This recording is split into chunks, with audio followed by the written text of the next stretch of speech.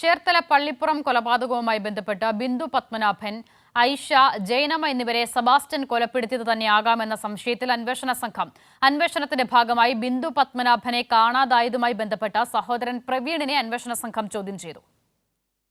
Alappuzha crime branch ഓഫീസിലാണ് ബിന്ദു പത്മനാഭന്റെ സഹോദരൻ പ്രവീണിനെ വിളിച്ചുവരുത്തി അന്വേഷണ സംഘം ചോദ്യം ചെയ്തത്. ക്രൈംബ്രാഞ്ച് ഡിവൈഎസ്പി സുനിൽ രാജിന്റെ നേതൃത്വത്തിലായിരുന്നു ചോദ്യം ചെയ്യൽ. അതിനുശേഷം DNA ടെസ്റ്റിനായി പ്രവീണിന്റെ സാമ്പിളുകൾ ശേഖരിച്ചു. സെബാസ്റ്റ്യൻ തന്നെയാണ് തന്റെ സഹോദരിയെ കൊലപ്പെടുത്തിയതെന്ന് ഉറച്ച വിശ്വാസത്തിലാണ് പ്രവീൺ. ആദ്യത്തെ പരാതി എന്ന് പറഞ്ഞു കഴിഞ്ഞാൽ ഹോം ഡിപ്പാർട്ട്മെന്റിന് 8 പേജുള്ള എല്ലാം വിശദമായി പറഞ്ഞുകൊണ്ടുള്ള പരാതിയാണ് പോയത്. അതിൽ തന്നെ ഈ വസ്തു മറിച്ചു വിറ്റ സ്ത്രീയെയൊക്കെ ചൂണ്ടിക്കാണിച്ചുകൊണ്ട് എല്ലാം വിശദമായ ഒരു പരാതിയാണ്. ആ പരാതിക്ക് FIR ഇടാൻ സമയമെടുത്തു.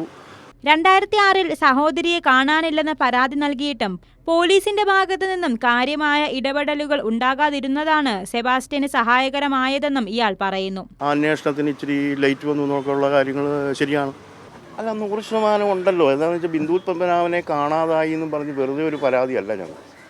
തന്റെയും ബിന്ദുവിന്റെയും പേരിലുണ്ടായിരുന്ന 3 ഏക്കർ ഭൂമി സെബാസ്റ്റ്യൻ തട്ടിയെടുത്തു. കൂടാതെ ബിന്ദുവിന്റെ 100 പവനിലധികം വരുന്ന ആഭരണങ്ങൾ സെബാസ്റ്റ്യൻ തട്ടിയെടുത്തതാണെന്നും സഹോദരൻ മൊഴി നൽകി. അച്ഛൻ ബിന്ദുവിന് വിൽപത്രം എഴുതി നൽകിയിരുന്നു. പിന്നീടാണ് സെബാസ്റ്റ്യനുമായി ബിന്ദു അടുക്കുന്നത്.